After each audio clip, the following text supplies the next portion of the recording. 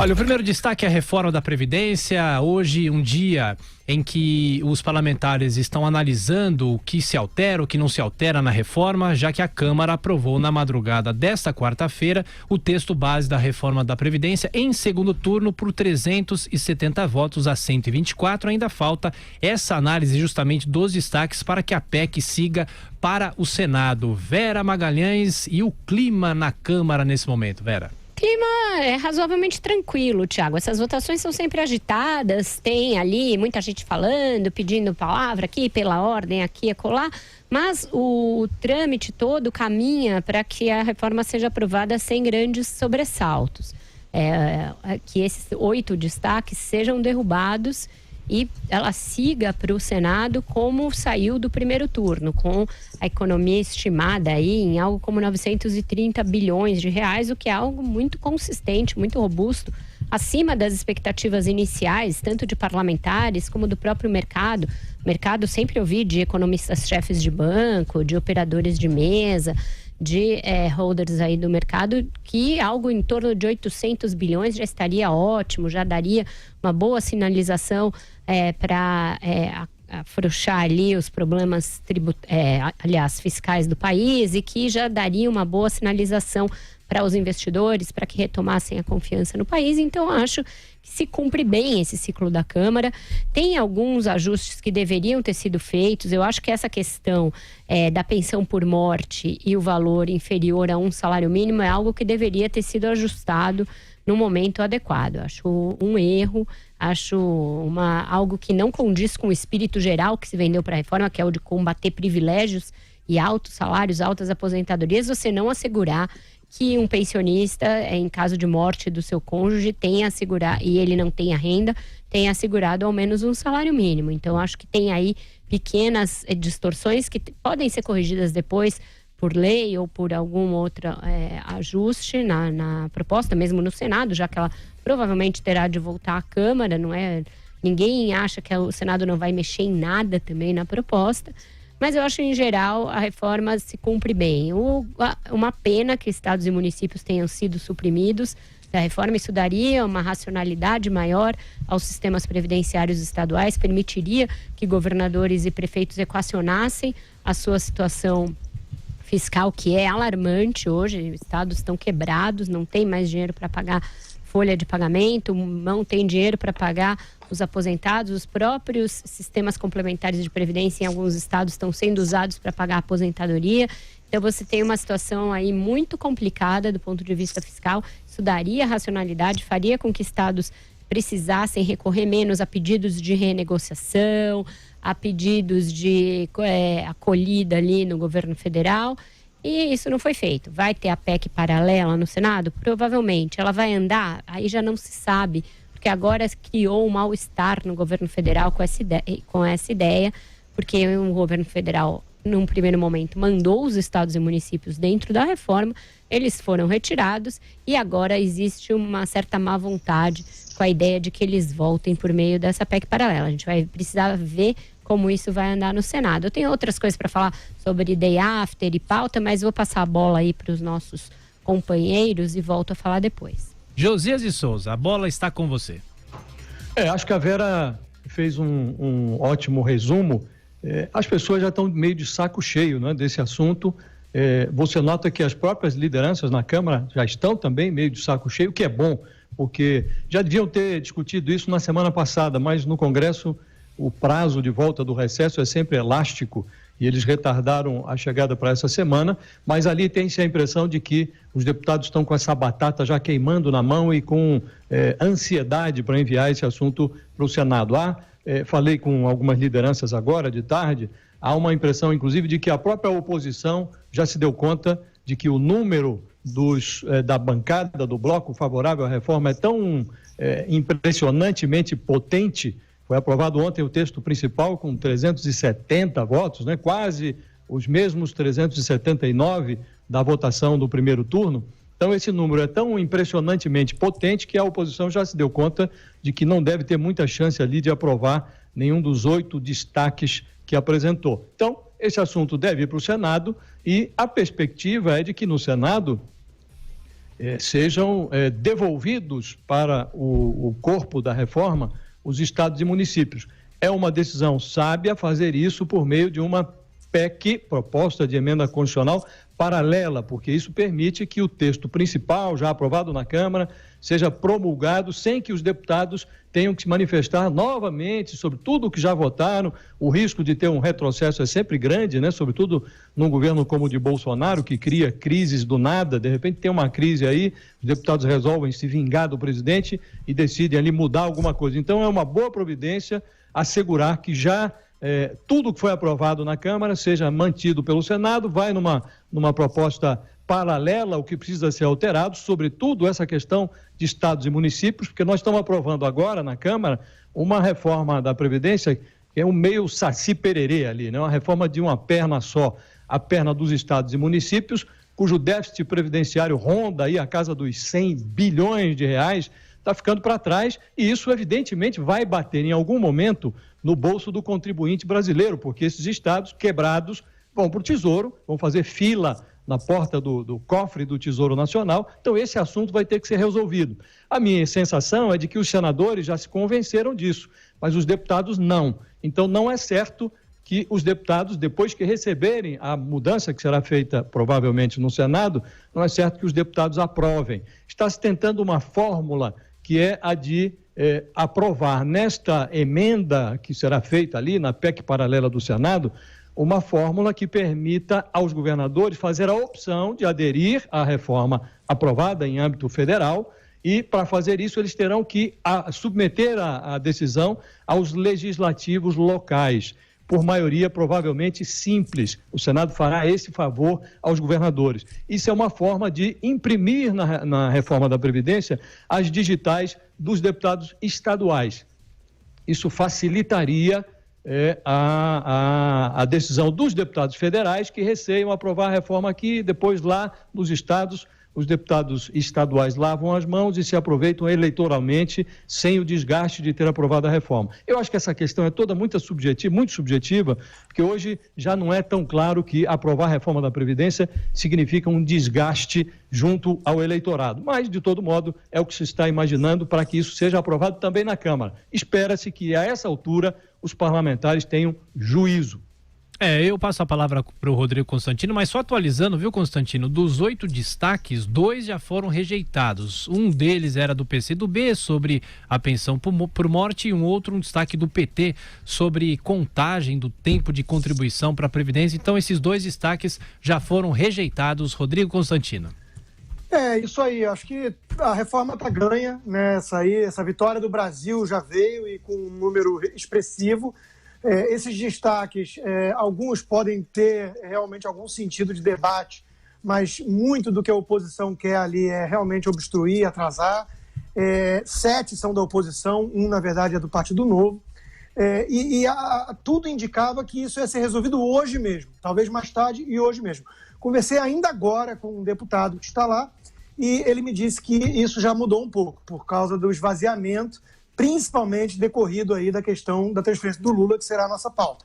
Então, da decisão, né, de transferir o ex-presidente Lula. Então, isso já gerou um esvaziamento ali no plenário e ele acredita, esse deputado com quem eu conversei, que não deve ser resolvido hoje a questão dos destaques. Vamos ver. Mas se não for hoje, amanhã, a reforma vai ser mandada para o Senado e aí vem uma nova etapa. Concordo com o que disse o Josias e Vera. O único receio que eu tenho, a reforma é boa, a reforma que foi aprovada em 2 turnos na Câmara, ao que tudo indica, sem esses destaques, é uma reforma muito boa, parruda, sólida. O meu receio é que o Senado queira, de alguma forma, tirar aquela imagem que existe uma disputa ali, né, de não ser apenas carimbador das decisões da Câmara. E aí resolver mexer em alguma coisa mais por questão de ego ou vaidade do que qualquer coisa, pode realmente atrasar o processo. E o Josias colocou muito bem, as pessoas já não aguentam mais, né? Foi uma campanha muito intensa, a população brasileira entendeu a importância, o Jovem Pan teve muito mérito nisso, não virou uma coisa impopular, inclusive essa segunda votação após recesso mostra que os deputados tiveram como sentir o pulso da população local, né, da sua base eleitoral, e isso não foi uma decisão impopular. O que nos remete à questão dos estados e municípios, mais de 100 bilhões de déficit, é sempre um perigo, porque no Brasil o federalismo existe só da boca para fora, na hora que os governos estaduais e municipais ficam sem recursos, eles vão passar o chapéu na União, e a União acaba sempre bancando a conta, né? E isso é muito ruim. Só que aí tem que ser feita a justiça. Os governadores, principalmente do Nordeste, são os principais responsáveis por isso, porque não fizeram o trabalho necessário para incluir os estados e municípios, porque queriam o bônus da aprovação da reforma, porque sabem que as contas não fecham e não vão ter recurso para pagar salário, mas não queriam o ônus na cabeça deles, que seria essa impopularidade da reforma, principalmente diante mais ali da máquina, né? Principalmente em relação aos funcionários públicos, aos mais privilegiados, que são os principais perdedores, entre aspas, com a reforma. Eu boto entre aspas porque todos saem ganhando, no fundo, com uma reforma que torna o país e as contas públicas mais sustentáveis. Agora, claro que colocando ali na calculadora, esses que ganhavam mais, principalmente servidores do Estado, em todas as suas esferas, saem mais prejudicados. Eles têm que pagar mais em relação aos mais pobres, né, do ajuste. Agora, vamos ver como é que vai andar no Senado essa questão da PEC paralela. É a solução encontrada para poder ainda salvar essa questão dos estados e municípios. Eu gostaria de compartilhar com o nosso ouvinte telespectador um pouco mais de otimismo em relação a isso, mas eu confesso estar bastante cético. Ô Vera, ainda falando sobre a reforma da Previdência, hoje cedo no Jornal da Manhã, você fez contato com o ministro da Casa Civil, Onyx Lorenzoni, e ele deu algumas declarações que são importantes. Por exemplo, eu acho que daqui a 30 anos, ou pelo menos pelos próximos 30 anos, não é necessário, pelo menos o governo federal, voltar a esse assunto da reforma da Previdência. Mas ele diz que uma nova proposta do regime de capitalização mais clara e explicada deve ser enviada em breve ao Congresso Nacional. Não é tanto assim, a gente vai continuar falando de Previdência por muito tempo ainda, né? Eu acho que ele foi bastante otimista, né? Principalmente porque as idades mínimas para aposentadoria fixadas, elas foram bastante lenientes, por assim dizer. Outros países têm regras ainda mais estritas. Da mesma maneira, ao se mexer na questão do regime próprio dos servidores públicos, o governo também não foi absolutamente draconiano, fez uma transição bem suave, criou aí regras, né, que não são tão drásticas e principalmente poupou algumas categorias que, a meu ver, não precisavam ter sido poupadas. Mesmo essa distinção de umidade entre homens e mulheres é algo que você pode discutir no mundo de hoje. Então, a reforma ela é importante porque ela tira esse passivo enorme da frente, ela permite aí que aos poucos você consiga dar alguma racionalidade fiscal para o Brasil, etc.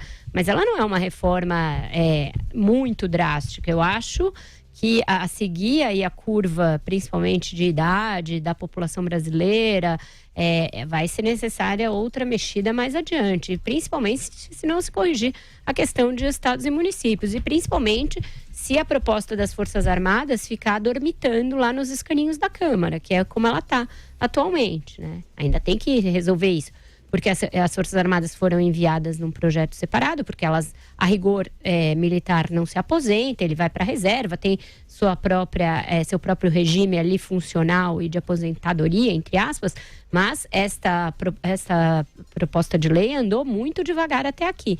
Então tem ainda assim vários ajustes a serem feitos na Previdência. Acho que o ministro usou de um certo ufanismo, ele estava muito animado ali, estava bem entusiasmado, então eu acho que se acredita isso, tudo bem, é narrativa, é do jogo, cabe a gente só mostrar os dados para que não fique aí algo tão ufanista dessa maneira. Acho que agora no Senado tem uma questão que pode atrapalhar, o Rodrigo falou aí agora há pouco, como fatos exógenos podem atrapalhar processos que aparentemente estão bem encaminhados, né? Tudo caminhava para se votar. Hoje teve aí um tsunami político e a coisa desandou um pouco.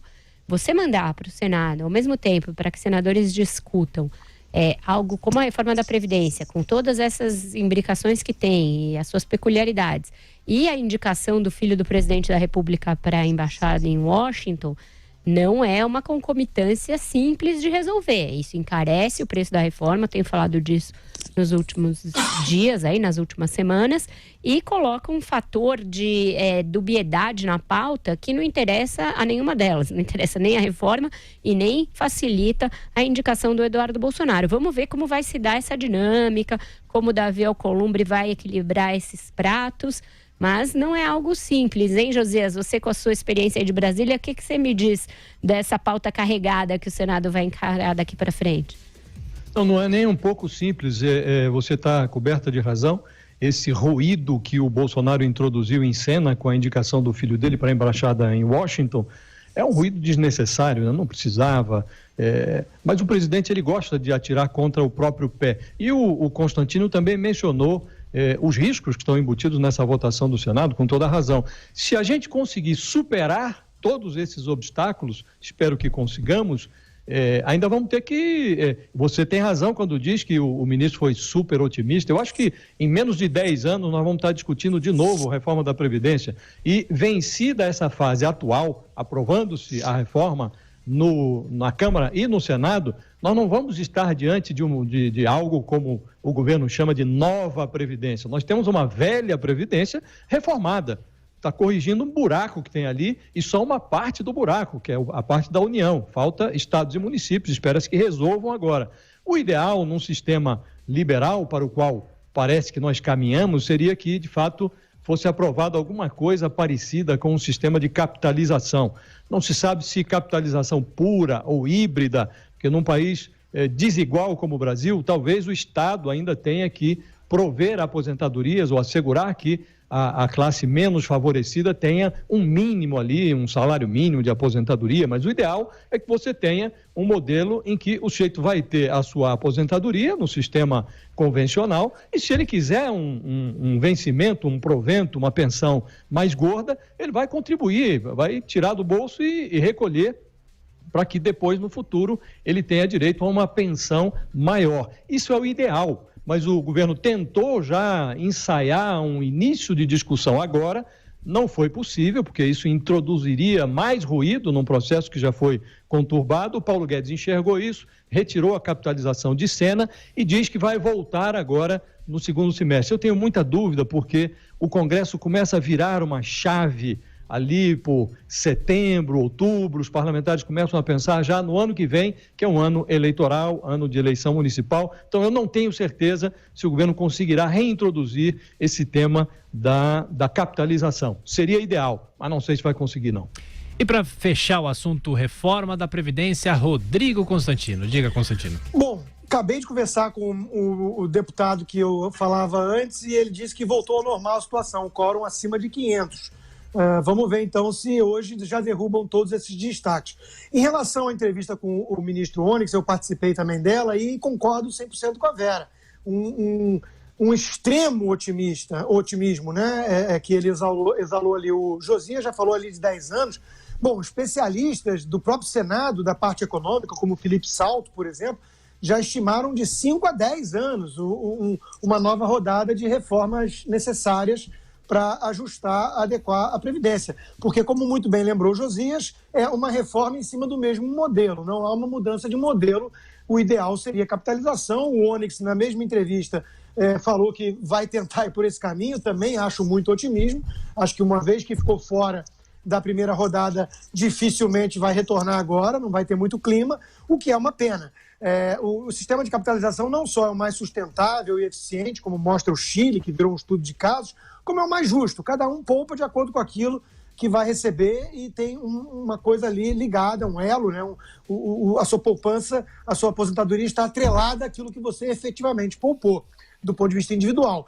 Aqueles que, por acaso, não tiverem condições, ficarem para trás, para isso existe assistência social. Então é muito importante separar as duas coisas. É por isso que o nosso modelo é meio um modelo de pirâmide, de repartição, onde as contas não fecham e quando a demografia vai jogando contra, acontece isso aí. Esses rombos de 300, 400 bilhões por ano, que são insustentáveis. Então é bom sinal que a reforma tenha sido aprovada dessa forma. Empurramos com a barriga, digamos assim, né? Ganhamos tempo, mas sem dúvida alguma vamos ter que voltar em algum momento, não tão à frente, não na próxima geração, como acredita o ministro Onyx, mas nos próximos anos vamos ter que voltar a debater de forma mais estrutural esse modelo.